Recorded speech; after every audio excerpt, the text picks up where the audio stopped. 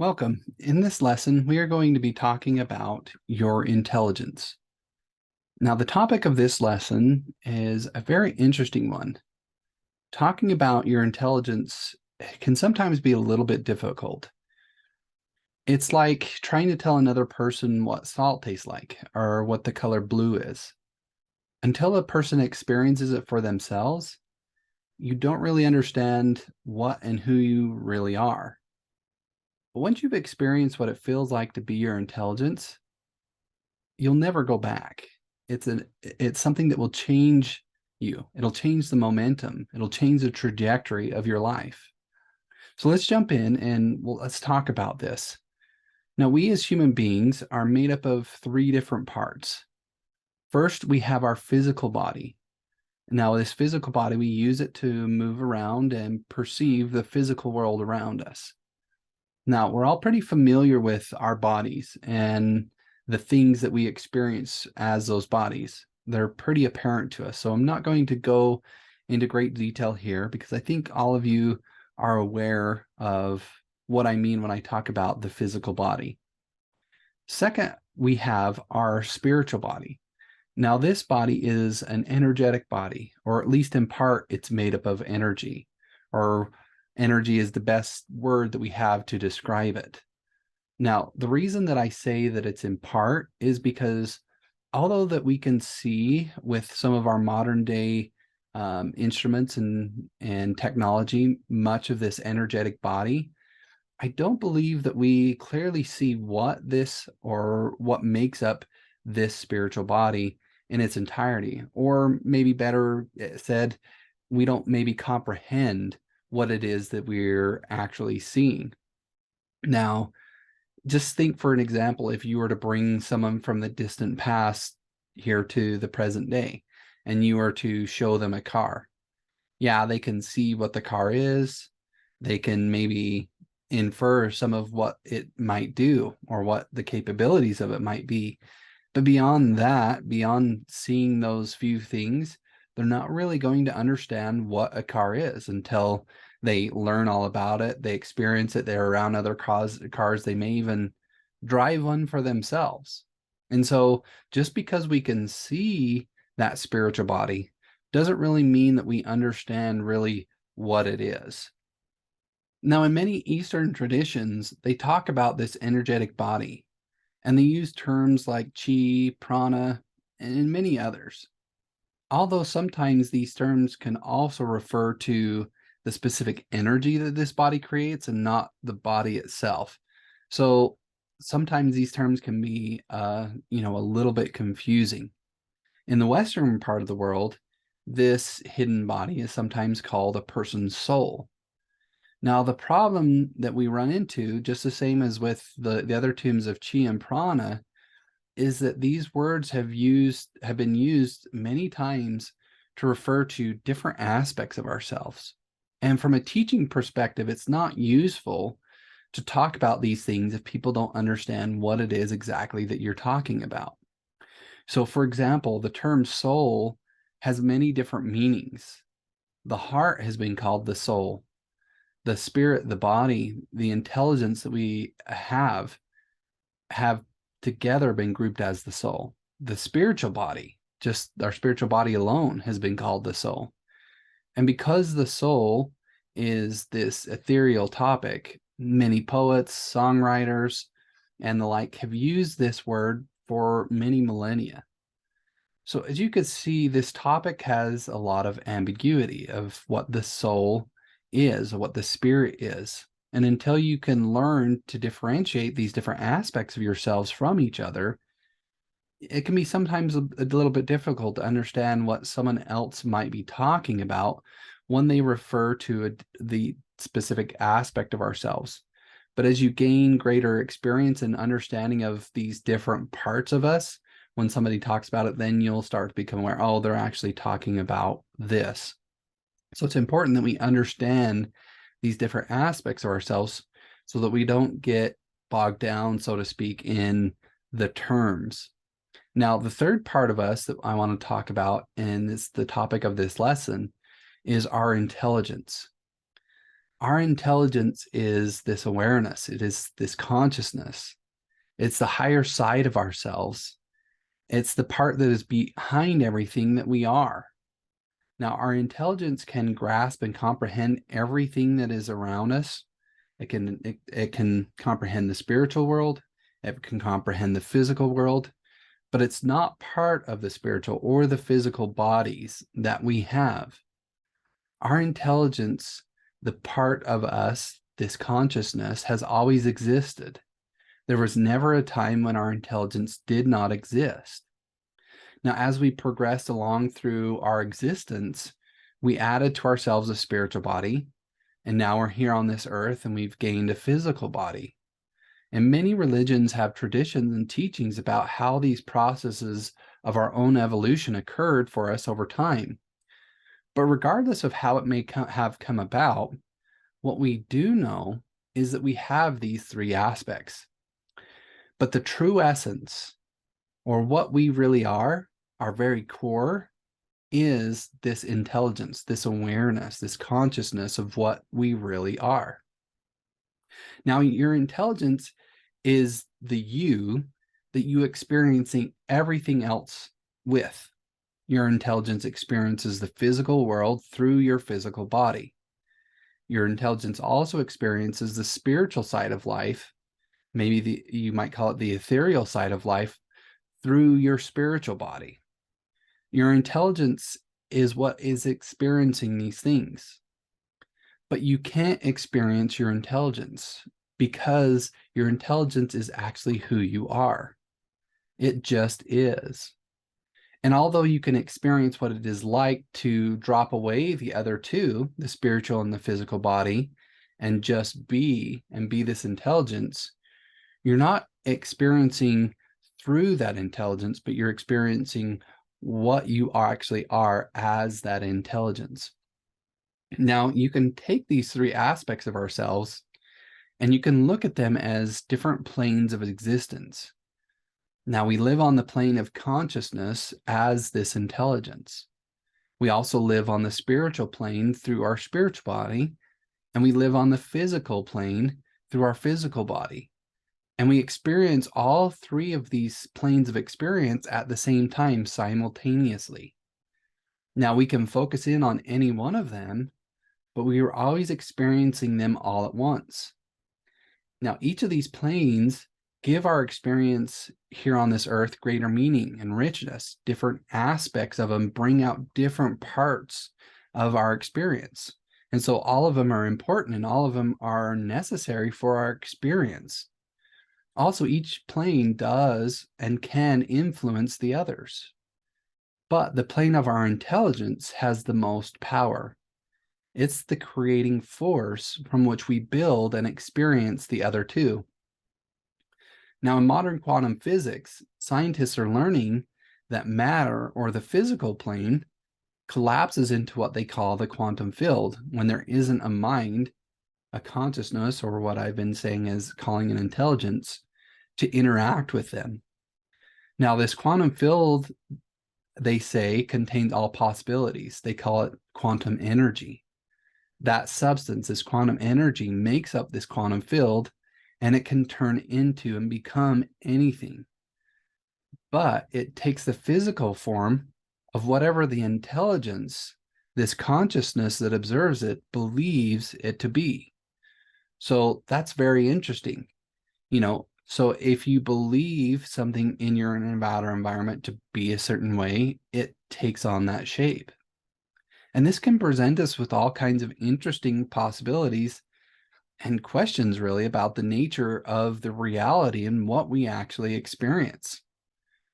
Now, that is a little bit beyond the scope of this video, talking about our intelligence, and we will definitely go into more about this idea of how we actually create the experience around us through our intelligence and what we expect to see.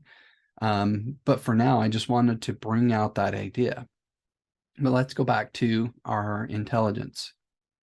So if we are this intelligence, and that is the core of who we are, why doesn't everyone know this? And why don't we experience this all the time? Now, there are possibly many answers to this question, but I believe that there are three that are truly important to understand of why we don't know and why we don't realize who we really are as this intelligence.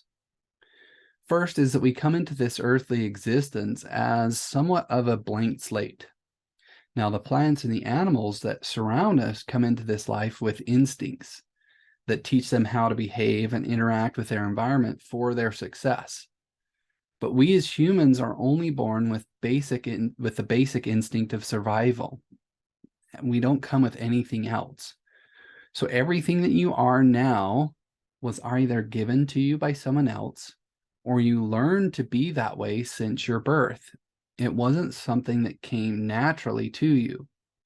So if you didn't have someone around you that taught you your true nature of what you truly are and what you're truly capable of, you're going to be unaware of what this is because we don't know what we don't know.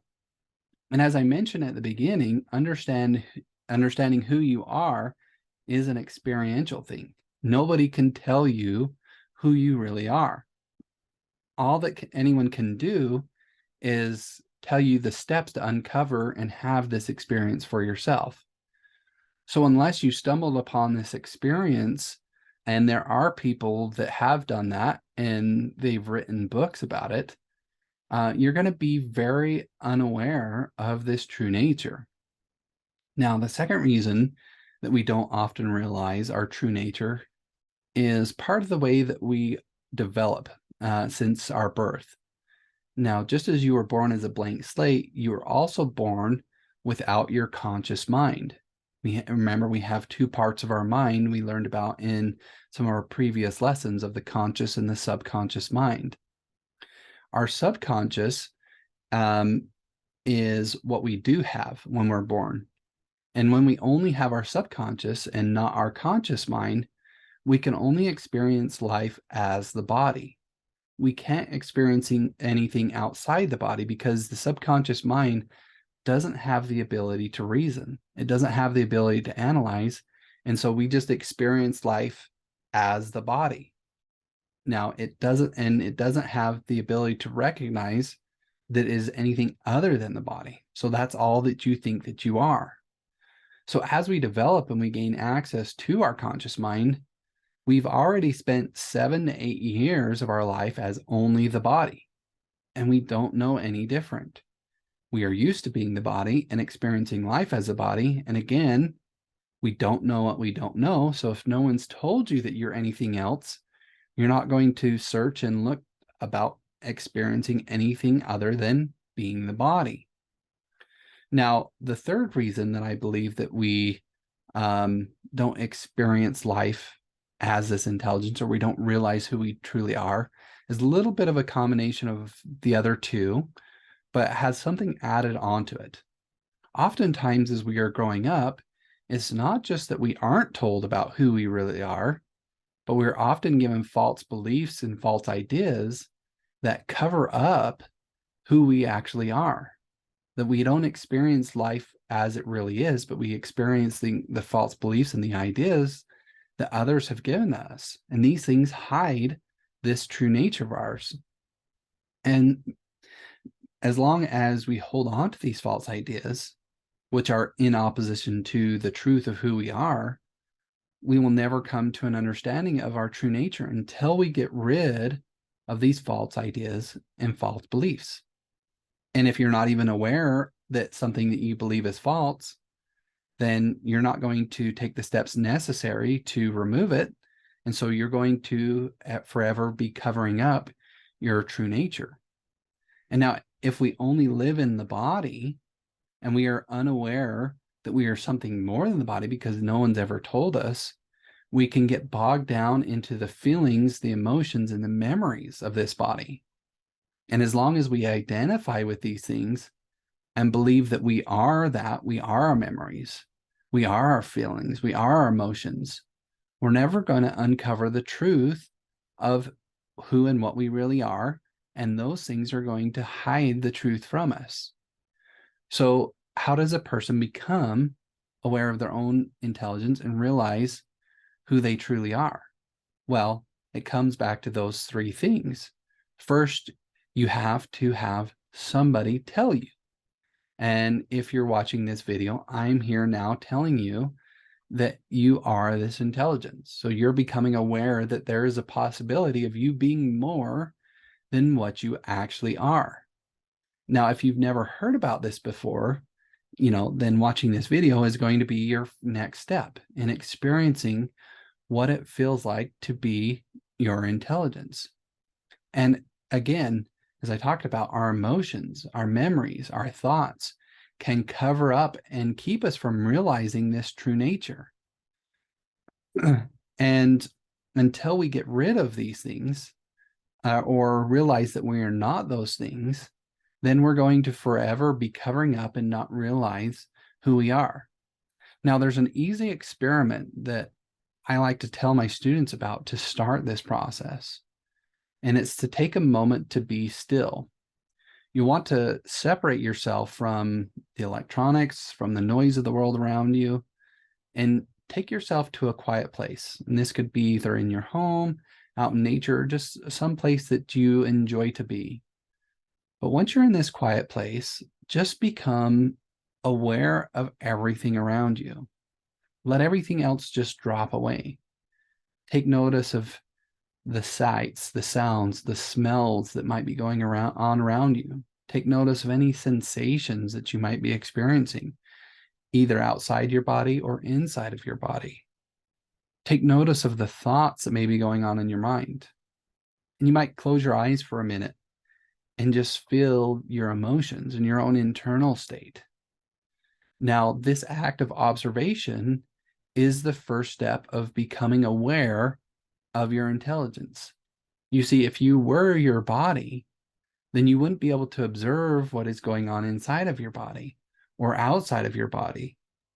If you were your emotions, then you wouldn't be able to observe them as well.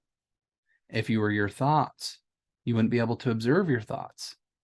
If you were your emotions, you wouldn't be able to experience those. So all of these things that you're able to experience as the observer, you can know that you are not them. Because if you were them, then you couldn't go outside of those things. You wouldn't be able to observe them because you are this observer. You are the Wizard of Oz, so to speak, behind the curtains. You experience life through this body. You control it, but you aren't the body. You experience your emotions, but you aren't your emotions. You experience your thoughts, but you aren't your thoughts. And you can control all of these things, but you aren't those things. You are this awareness, this intelligence that observes everything that is going on around you. And that is your true nature. So practice being this observer. Separate yourself from your mind and body and your emotions. And as you experience this and as you practice this, you begin to realize more and more of who you really are.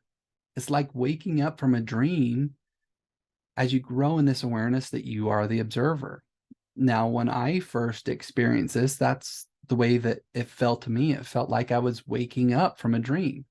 Felt like I was becoming more and more conscious all the time, just as we experience that when we wake up from sleep. But you experience that as a consciousness, you become more and more aware. Also remember that the false beliefs and ideas that we have can get in the way of us realizing our true nature. So the first step towards overcoming these false beliefs, these things that keep our true awareness hidden, is to become aware of them as well. And the best way that you can do that is through your own personal study. We need to be constantly exposing ourselves to new ideas and things to think about, to question, is this real? Is this true? Is what I'm experiencing reality? Now, it's not enough to just read these things. You must study them for more understanding.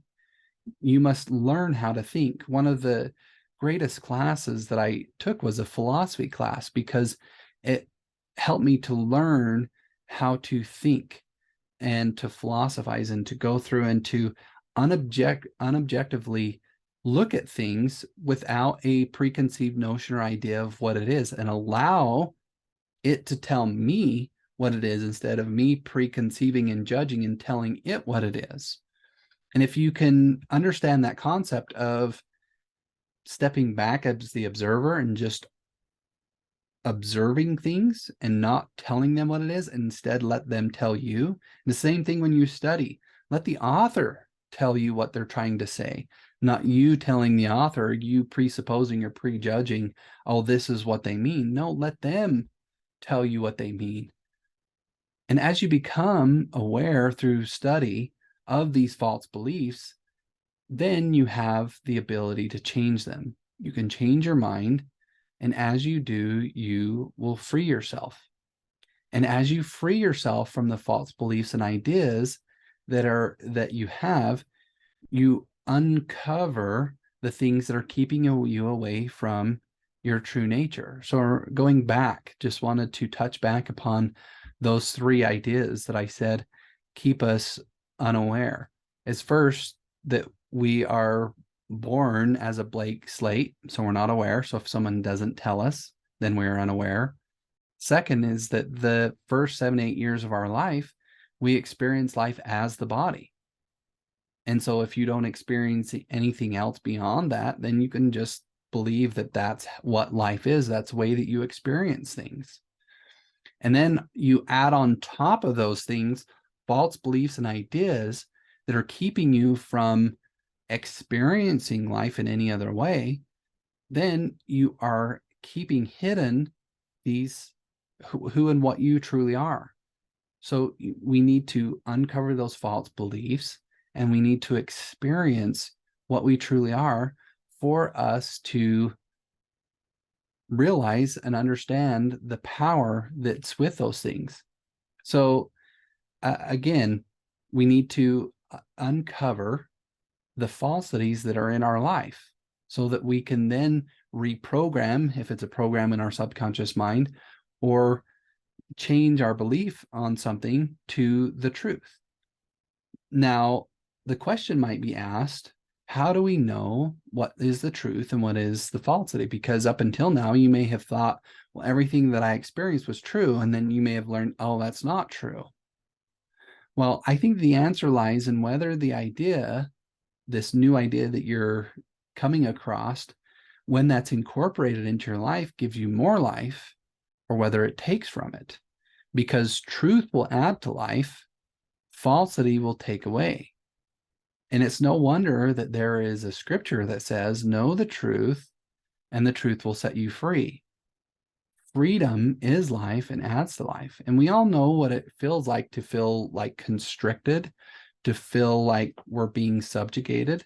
That's what falsity feels like. So if you take something that you've learned and you apply it in your life and it gives you freedom, then you can know that it's truth, because truth sets us free. If you apply it in your life and it gives you negative results or it feels constricting, then you can know that it's a falsity and you can toss it away. But you're not going to know unless you experiment, unless you try it. So by learning the truth, you set your true self free. You uncover the falsities and you uncover who you really are. So if we do these things, these two things that I've just outlined, one, you practice being the observer because you are the observer. And the more you practice being that observer, the more you awaken to that being your true nature. And then you let go of the false beliefs. Then you're going to awaken to more and more of the truth. You're going to get rid of all the stuff that is covering up your identity of who you really are. Now, one of the great things that happen when you awaken to this true identity, this being of who you really are, is that you realize that not only do you have the ability to observe your thoughts, to observe your emotions, and to experience life around you through your body, through your spirit, through these things, but that you actually have the ability to control these things. That not only are you the observer, but you are the cause of all these things. That you can choose your thoughts, you can choose your emotions, and you can choose the experience that you're having around you. Now, you may be thinking, well, I don't have to, like, some thoughts and the emotions just come up without me choosing those things. So what you're saying is not true. But what's really going on is that you have programmed your mind how to think. You have programmed your body how to feel. And so if you're not consciously choosing your thoughts, if you're not consciously choosing your emotions, your body and your mind go on autopilot and they just start to regurgitate and to bring up past experiences and emotions and thoughts that you've experienced before.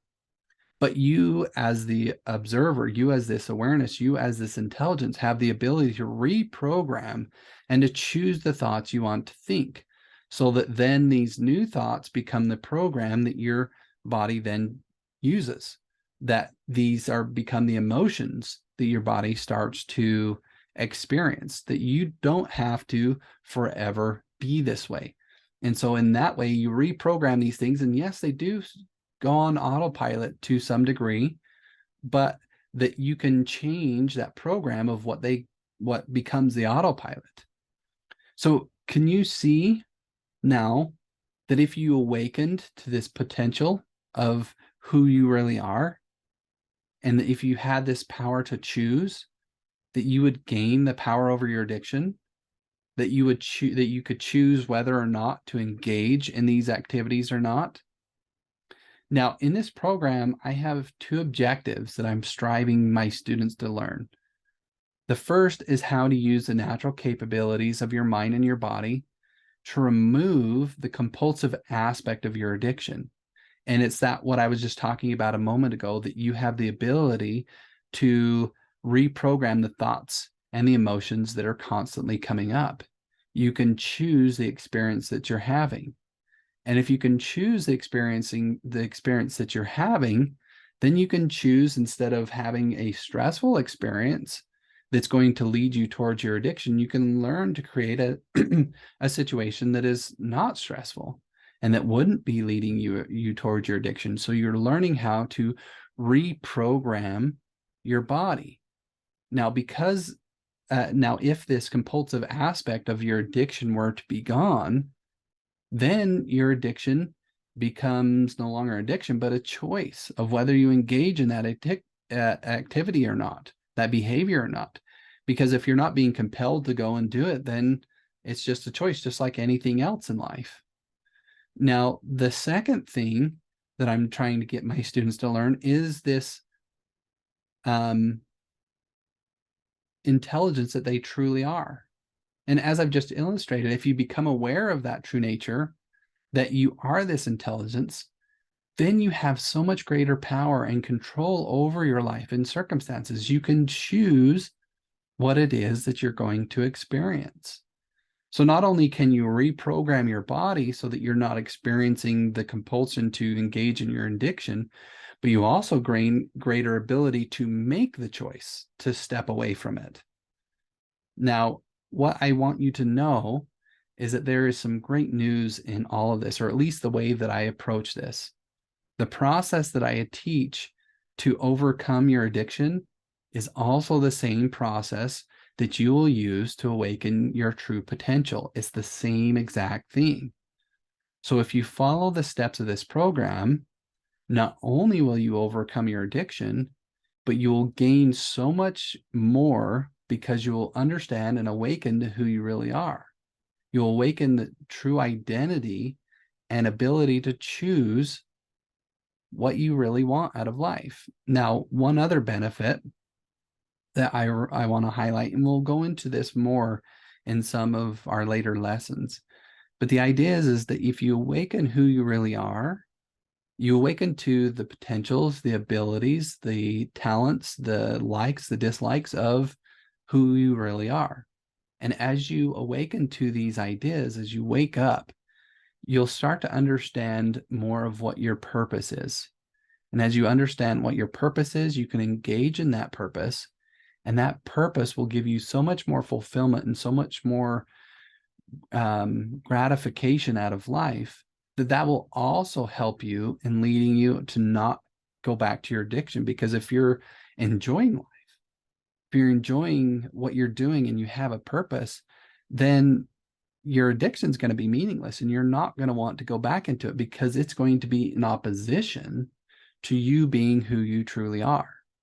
Now, if this concept of you being an intelligence has been foreign to you in this lesson, there's a book that I would highly recommend, and I'll show it to you here now. It's called The Untethered Soul by Michael Singer. Now, I would highly recommend this book. I would highly recommend it because I think that it's a book that will help you to understand more of this process of waking up. Now, Michael Singer, in his books, he was one of those people that awakened without anyone telling him what to do. It was just something that he kind of stumbled across. And so I think that it's a great book to read. And he also goes more into depth on some of these principles that I'm talking to, how to uncover some of these false beliefs that are going on around you, that are causing you to experience life in a way that's different than what reality really is, that would keep you from uncovering your true potential. And I know when I was first kind of waking up, when I was starting to understand a little bit about this intelligence, I didn't really have a lot of words. I didn't have a way to describe it, what I was actually experiencing. And as I read this book, it brought so much greater meaning to it because it awakened me to, oh, this is what that is. That's what I'm experiencing. So I would highly recommend that book if you want some more information on it. Again, The Untethered Soul by Michael Singer. As I was showing it to you on the video, I'm not 100% sure whether it showed it backwards or not. That's why I'm repeating it there. But again, to awaken this identity of who you truly are, take moments to be still, take moments to observe what's going on around you, even as you're going through day-to-day life. Step back and just observe what's going on. If you're feeling a certain way, just observe it and say, wow, that's interesting. Why am I feeling that way? If you have certain thoughts or memories that are coming up, take back and step back and observe them and say, wow, why is this coming up? Start to observe the life around you. And again, start to study Michael Singer's book. It'll help you to understand the falsities, the negative things that you may have as programming that might be keeping you from experiencing life as this intelligence. All right, so that's the end of this lesson. I hope that you've enjoyed it. Go out, test and use these things so that you can awaken to your ability, so that you can gain greater control over your body and your addiction, so that you can choose to walk away from it. So until the next lesson, I will say bye for now.